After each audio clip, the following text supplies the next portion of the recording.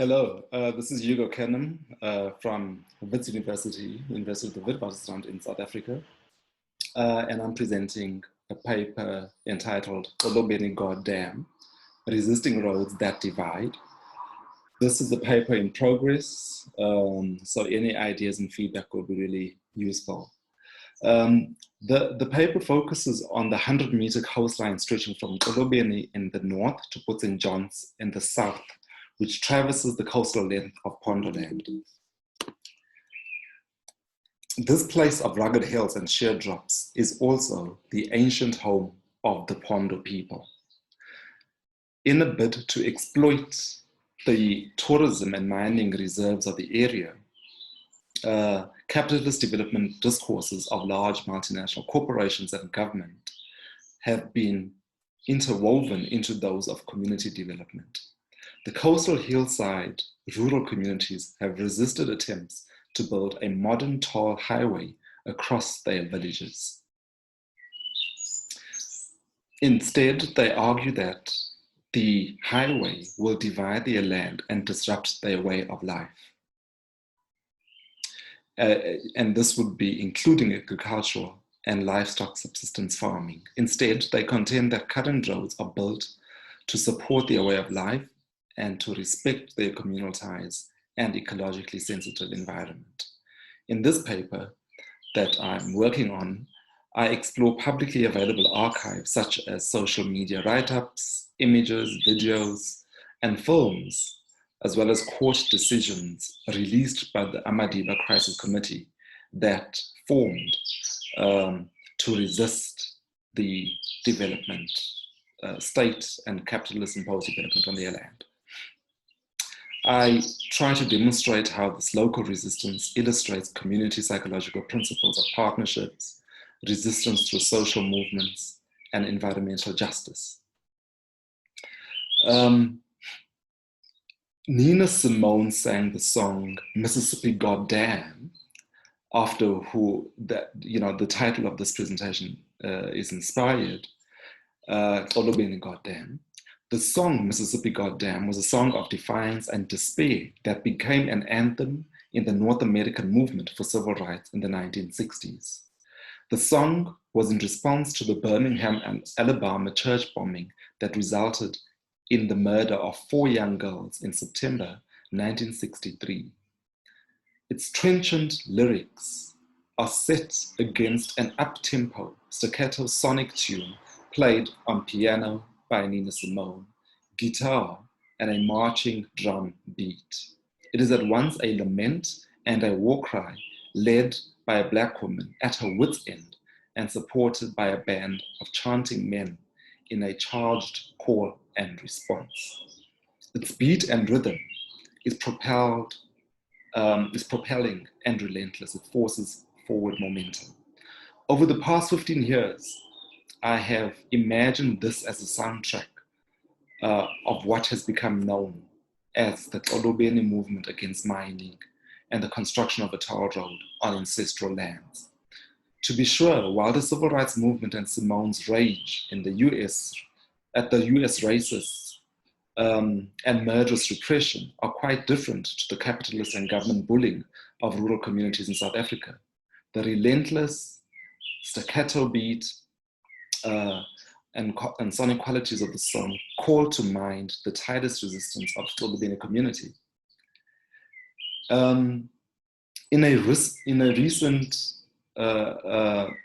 As recently as October 24, 2020, the South African Minister of Transport, Fikile Mbalula, made an unannounced visit to the Mngungundlovu district, where Xolobeni is located, with a huge police and security contingent. When news of his arrival filtered through the villages as his motorcade wound its way through gravel roads, about 300 residents from the area made their way to the Sigiti school where the minister was headed. When the minister arrived at 4 o'clock that afternoon, he briefly spoke to the policeman who had escorted him and then returned to his car and led his motorcade out of the area. Clearly, the people who had gathered there had disrupted his plans. for a select group of people that he had wanted to meet. On their Facebook page, the Amadiba Crisis Committee described the aborted meeting as another attempt by the government to force construction of the South African Roads Agency, or SANRAL, toll road in the area. In addition to the statement, which I will read out, the Amadiba Crisis Committee used social media to post photographs of the minister and his entourage.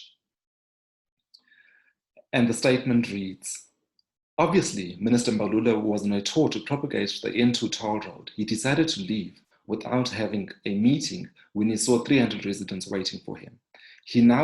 We now tell Minister Mbalula this. SANRAL insists to put the N2 toll road 2.5 to 3 kilometers from the coast, dividing the Zigiti, Datya, and Begela villages within an 80-meter wide fenced highway, something that the Australian mining company MRC has begged for over 15 years.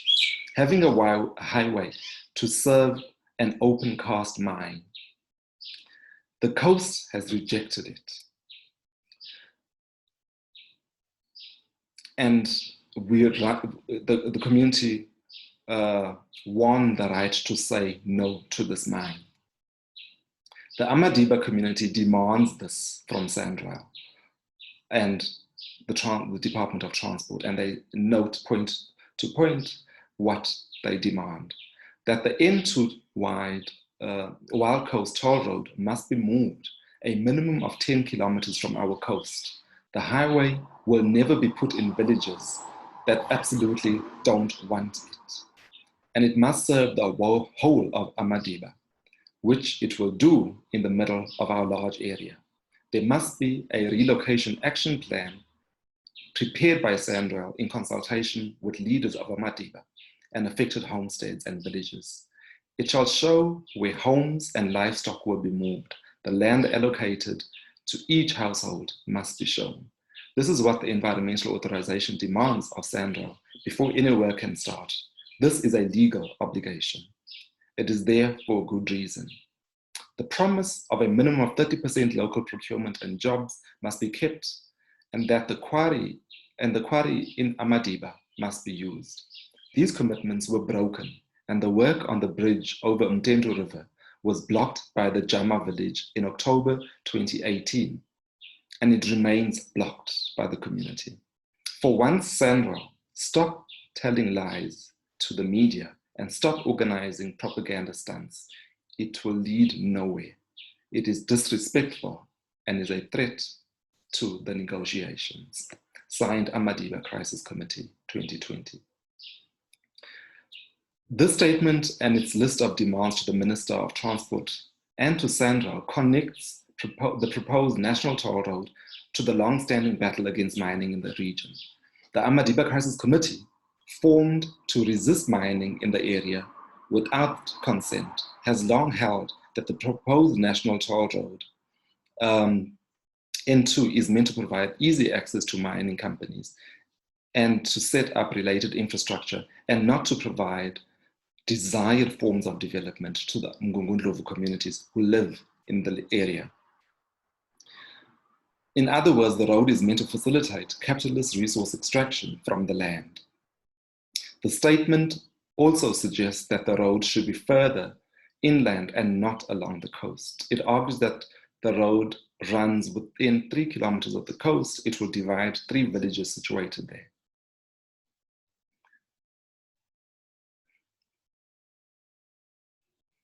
So the contested area where prospecting Australian mining company Mineral Commodities and its South African partner Transworld Energy and Minerals Resources want to mine titanium, and where the South African government seeks to construct a toll highway, is Mngungundlovu in the Amadiba Tribal Authority administrative area located in the Wild Coast. The indigenous people who occupy this part of the land are known as Mpondo people. A number of scholars have pointed to the highly sensitive ecological coastline consisting of rare flora and red sand dunes that are said to be the center of plant endemism, species found nowhere else in the world. The Ngundlovu area consists of 5 villages with 4 rivers that flow through the villages. These villages are Sigiti, Ndakya, Tulane, Kwanyana, and Tintu. The area, while it's highly underdeveloped and has no infrastructure such as roads, piped water, and formal sanitation, and only some homesteads electricity, it is abundant in natural resources such as freshwater, grazing, and the ocean's resources. Unemployment is very high in the area and is as high as up to 60%, using minimum or at least conservative statistics, with very low levels of education. The Eastern Cape province has long held the record of the lowest school completion rates, poor resourcing, inadequate schooling, and mostly unskilled population, lack of employment opportunities, and state neglect all feed into the high unemployment rates in areas such as this. The area therefore relies on remittances from people who go out as migrant laborers. And historically, these have gone to the mines of the Highveld, such as Johannesburg, the Free State, Rustenburg areas. The Pondoland area, people build their houses, as you can see, in quite far from each other, and without state regulation that a house should be built here and not there, because this is their ancestral land. And they resisted state intervention in the 1950s through the propagation of the state, or the apartheid state, of the Betterment Scheme, which was also an offshoot of the Land Areas Act that forcibly removed people. And this resistance led to the death of many people, as well as injuries and hospitalizations. Some people were sentenced to hanging. So in the 1980s, there was a gum tree rebellion against the state's efforts again to develop this land by planting, encouraging forestry in the area. In Marikana in 2012, 26 of the 34 people that were killed were from the Eastern Cape.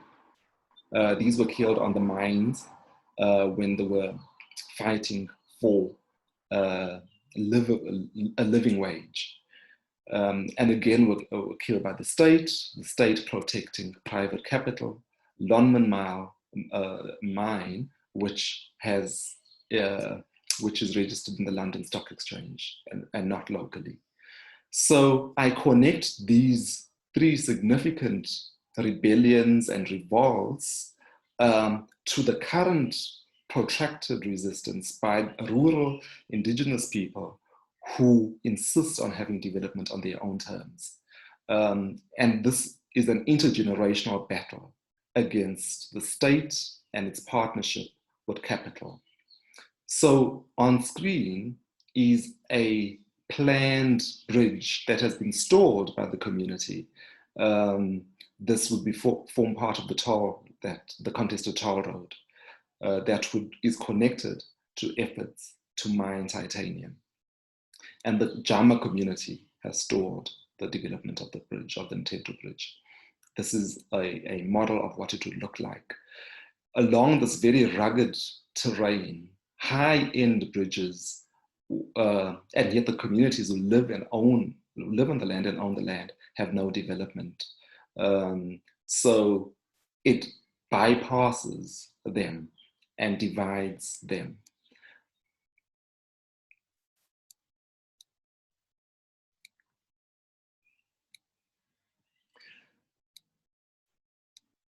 So the data that I'm interested in looking at comes from a documentary titled Xolobeni, The Right to Say No, as well as other sources like I've indicated, like social media. In the documentary A Right to Say No, an old man, Maputi Tanga, from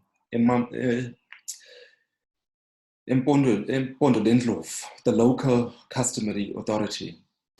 This old man squints at the camera and explains that he's part of the land, and if he has to give up the land, he will have nothing left. He is surrounded by chickens, and in the distance is the blue haze of the Indian Ocean. In Isimpondo, he notes that we eat this land, and our bank is our cattle that live on the land and graze in the grass. The documentary opens with a similar sentiment expressed by Amadiba Crisis Committee spokesperson Nongqe Mputuma. Us and the land, we are connected. If you separate us, you are killing some part. In another documentary called Xolobeni Mining by the South African Broadcasting Corporation, Mputuma notes that once you lose the land, you lose your identity.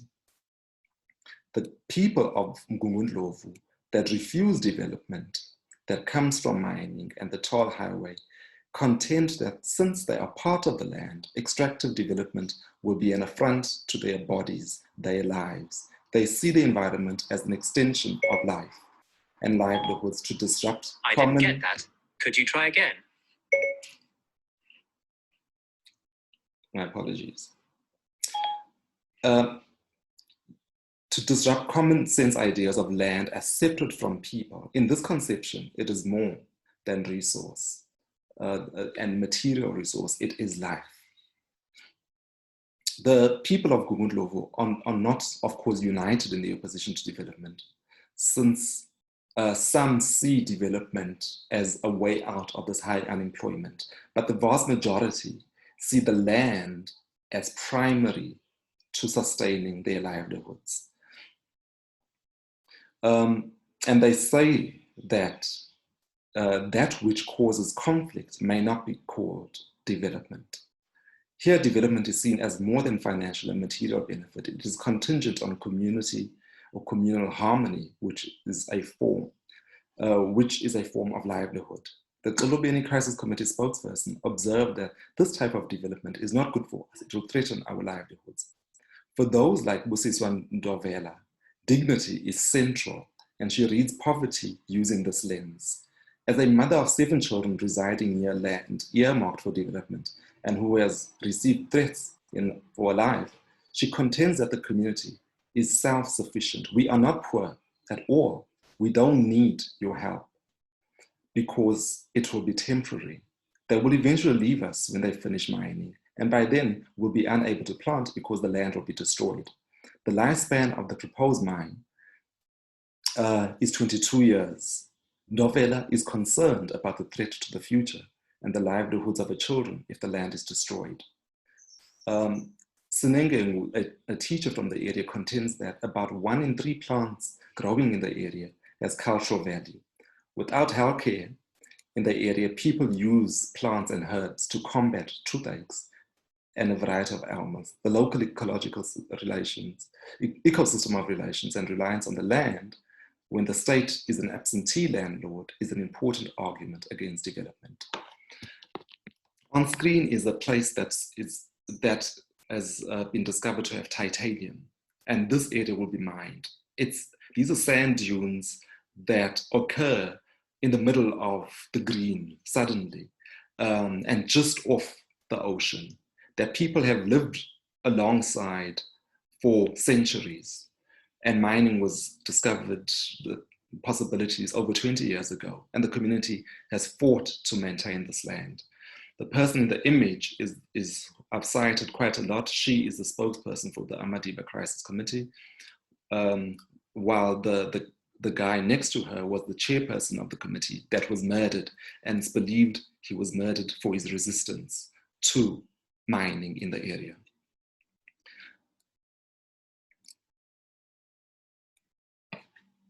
So I'm going to stop because time has run out.